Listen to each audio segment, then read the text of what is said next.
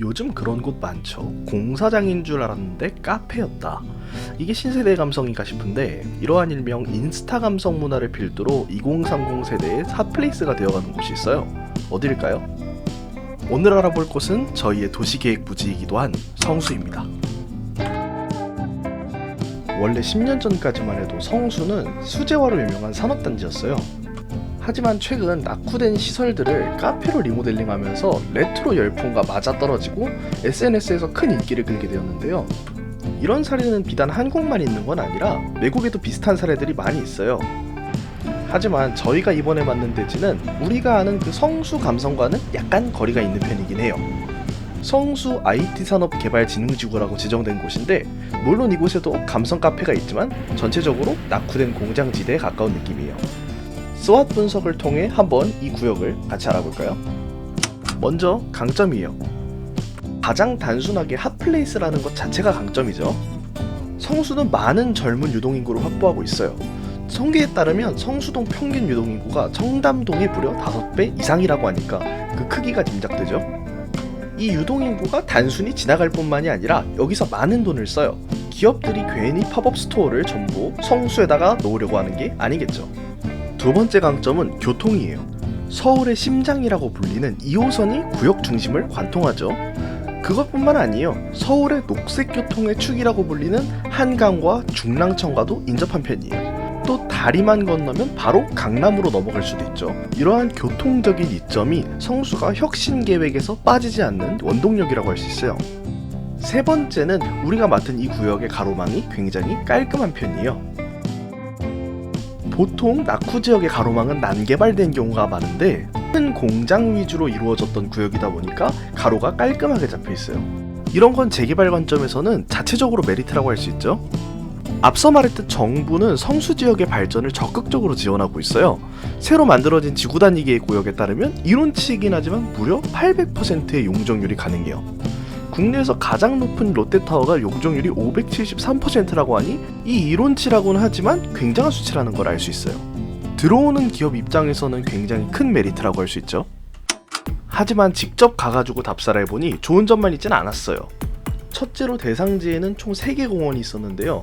지역 면적 대비 규모적으로도 상당히 작고 몇 곳은 공원이라기보다는 운동기구가 있는 작은 공간에 가까운 곳도 있었어요. 두 번째로 서울교통의 핵심인 2호선이 해당 지역을 지나는 것 자체는 큰 장점인데 문제는 고가도로를 통해서 지나다닌다는 점이 있습니다. 이 때문에 주 도로 주변에서는 소음 문제와 일조 문제가 꽤 있는 편이었어요. 하지만 지하화 계획이 공식적으로 있기 때문에 이 부분도 참고할 수 있을 것 같아요. 또 2호선이 지나는 건 좋은데 문제는 버스 인프라가 그렇게 좋지 않아요. 정류장 설비나 관리 상태도 좋지 않은 편이고 메인 도로로 간선버스가 오지 않아 대부분의 사람들이 지하철로 몰려버립니다.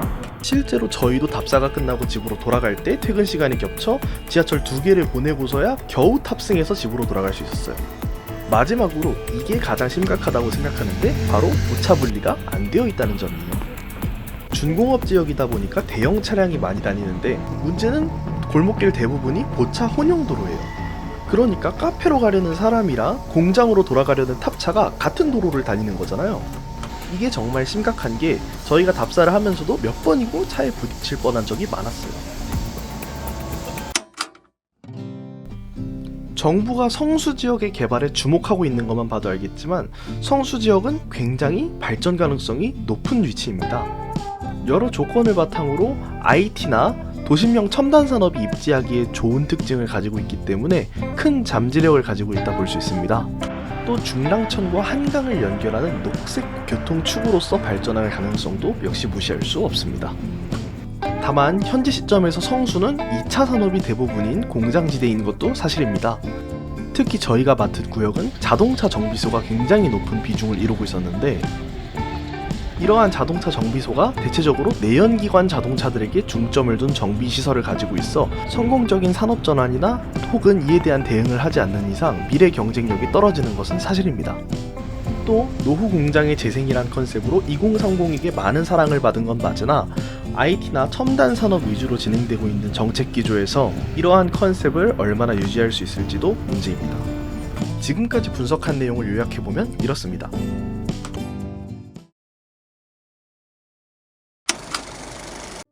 저희는 디자인을 시작하기 전에 앞에 분석한 내용을 토대로 3가지 이슈를 정리해 보았습니다. 저희는 저희가 도시에서 발견했던 이 3가지 문제를 해결하는 과정에서 저희만의 디자인을 찾아낼 것입니다. 보차 분리에는 대표적으로 3가지 방법이 있습니다. 하지만 대형 차와 보행자가 함께 다닌다는 이 사이트의 특성상 그들의 속도를 줄이거나 그들이 함께 다니게 하는 것은 원천적인 해결이 될 수 없습니다. 또한 공업지역이라는 특성을 고려하면 차도를 보행화하는 것도 그리 좋은 방법이라 할 수는 없습니다. 그렇기에 저희는 보행자와 차를 완전히 물리적으로 분리하기 위해 입체 분리, 즉 공중보행로라는 방법을 택하기로 했습니다. 우리는 몇 가지 입체 보행 사례를 살펴보았습니다. 가장 대표적으로는 하이라인과 서울로 7017이 떠오릅니다. 하이라인은 버려진 철도를 도심 속 녹지 보행로로 개발한 아주 좋은 사례입니다. 하지만 서울로는 비슷한 접근을 시도했지만 교통적으로 중요했던 고가도로를 폐쇄함에 따라 지역 간 단절을 심화시켰다는 평가를 받습니다. 그렇다면 그 외에는 어떤 사례가 있을까? 중국에는 반케 커뮤니티라는 사무단지가 있습니다.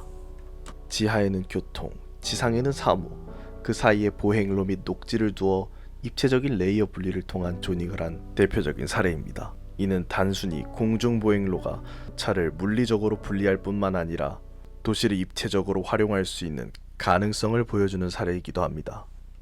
그 외 일본의 시오도메 지구에도 이러한 입체 보차의 개념이 활용되었는데 이 경우 건물 간의 외부 연결 통로를 만들어 자연스러운 동선을 구축한 것이 눈에 띕니다. 다음으로 저희가 고민한 것은 녹지 확충 문제입니다. 처음에 저희는 어디에 녹지를 배치해야 하는가를 고민했습니다. 하지만 이내 우리는 어디에서나 접근이 가능한 녹지를 만드는 것이 더욱 중요하다는 것을 깨달았습니다. 앞서 소개한 사례를 살펴보며 우리는 어디에나 존재하는 공원에 대한 가능성을 찾았습니다. 하지만 그 답은 입체 교차로 위를 녹지화하는 것이 아니었습니다. 입체 보행로에는 나무와 같은 큰 식물을 심기 어렵고 만약 심더라도 구조적, 경제적 부담이 클 뿐 아니라 주변 건물들의 채광 문제를 일으키고 조망에도 답답함을 줄 수 있습니다. 그래서 우리는 인도를 띄운 후 그 아래의 지면을 녹지로 구성하기로 했습니다. 그랬더니 마지막 문제는 자연스럽게 해결되었습니다. 이 프로그램들을 수평적으로 조닝해서 완전히 분리시키는 것이 아닌 수직적, 입체적으로 생각하여 융합시키는 방법, 그것이 저희의 답이었습니다. 3가지 문제로부터 이끌어낸 우리의 3가지 답은 다음과 같습니다. 보도의 공중화, 지면 레벨의 녹화, 수직적 조닝. 우리는 이 법칙의 시작을 버티칼이라고 부르기로 했습니다.